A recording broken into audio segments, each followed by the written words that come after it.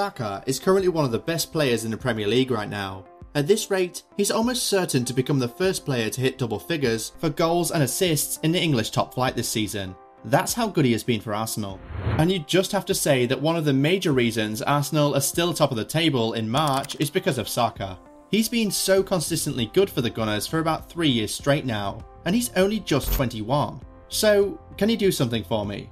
Come, let's take a look at how Saka was able to go from being a Watford player to possibly inspiring Arsenal to win the Premier League for the first time in 19 years. Oh yes, I said Watford. Many know Saka to be a product of the Arsenal Academy, but only few know his story before then. Bukayo Saka was born in Ealing, West London, to Nigerian parents, and he was always a bright young kid. He went to Greenford High School and absolutely aced his GCSE papers. In spite of how good he was in class, his passion laid elsewhere, outside on the football pitch, and he started really early.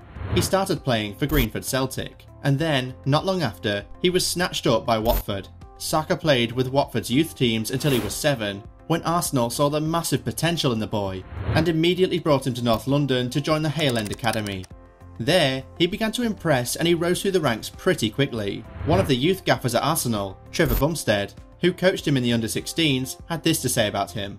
Bukayo always stood out in the younger teams. He was a fantastic decision maker. He knew when to beat people and when to pass, as well as having brilliant physical attributes and really good character and personality. So he was really the complete package right from when he was a kid. He was good on the pitch and also a delight off it. Arsenal knew that they could not let this type of player slip from their grasp, so immediately when the boy turned 17, the club offered him a professional contract. Then they promoted him to the under-23s. It was a huge gamble, but the boy very soon started repaying that faith in him. It was in November 2018 that he made his debut for Arsenal, coming off the bench in a Europa League game at the age of 17. He did enough in that game to earn him his first full home debut the following month, again coming in the Europa League. He impressed again, so the coach decided he was ready for the Premier League. So, on New Year's of 2019, Saka played his first ever Premier League game, coming off the bench to replace Alex Iwobi. The moment he stepped on the pitch that day, he became the first ever player born in 2001 to feature in a Premier League game. But while he had started playing for Arsenal's first team in November 2018, it was not until September 2019 that he first found the back of the net. You could say that was a long wait, but that goal he scored against Eintracht Frankfurt in the Europa League was very much worth the wait. It was a well-struck curler from outside the box which went beyond the reach of Kevin Trapp and nestled in the bottom corner. Saka had just clocked 18 2 weeks before that game, and with that goal, he showed that he was truly now a man. It was his first for Arsenal, and that opened the door for a lot more to start flowing in. That game ended 3-0 in favour of Arsenal, and guess what? Saka was involved in all 3 goals, setting up the other 2 for Aubameyang and Willock. After that performance away from home, Emery knew the boy had to start starting games. So, Saka started to see more game time and he kept impacting those games, and we're talking big games too. He provided an assist for Arsenal's equaliser against Man United in their first cup match of the 2019-20 season at Old Trafford. From then, the teenager started to establish himself as a starter, but not in the right wing position you know him for now. He was playing as a left back then, and injuries to Tierney and Kolasinac expedited his rise through the ranks in that position. But playing at left back didn't stop him from being amongst the goals.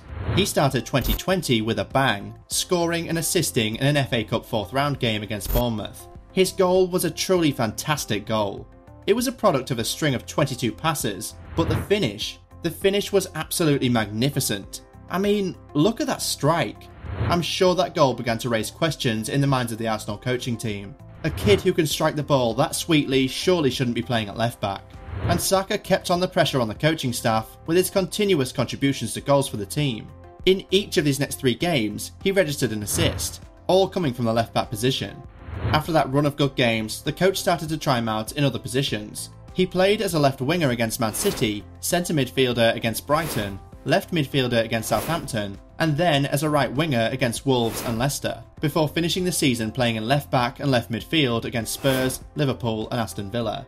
And all these games we just mentioned came back to back in the Premier League, so it was obvious that the coach was still trying to make his mind up on where the best position to play Saka was.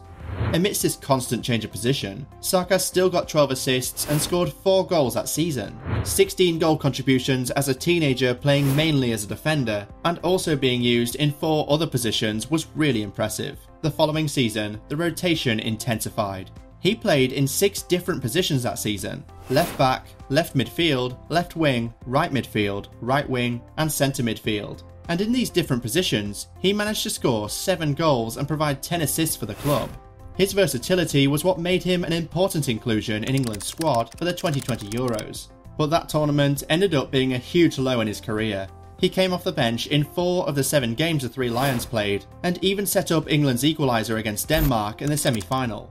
But he missed that very crucial penalty against Italy in the final, and because of that, he was subjected to racial abuse and incessant cyberbullying by fans. That definitely affected Saka's mental health, but he was strong enough to pick himself back up, and he even became even better after it. Following the exit of Aubameyang and Lacazette, he stepped up to become Arsenal's penalty taker.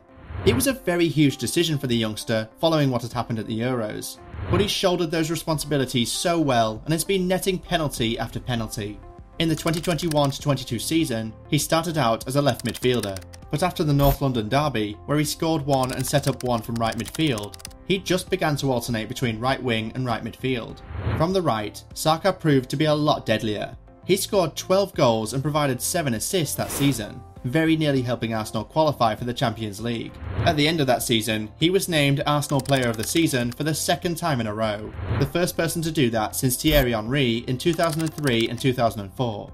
This season, Saka started really brilliantly, and he has kept up his form since. He has scored 10 goals and provided 8 assists in 31 appearances so far.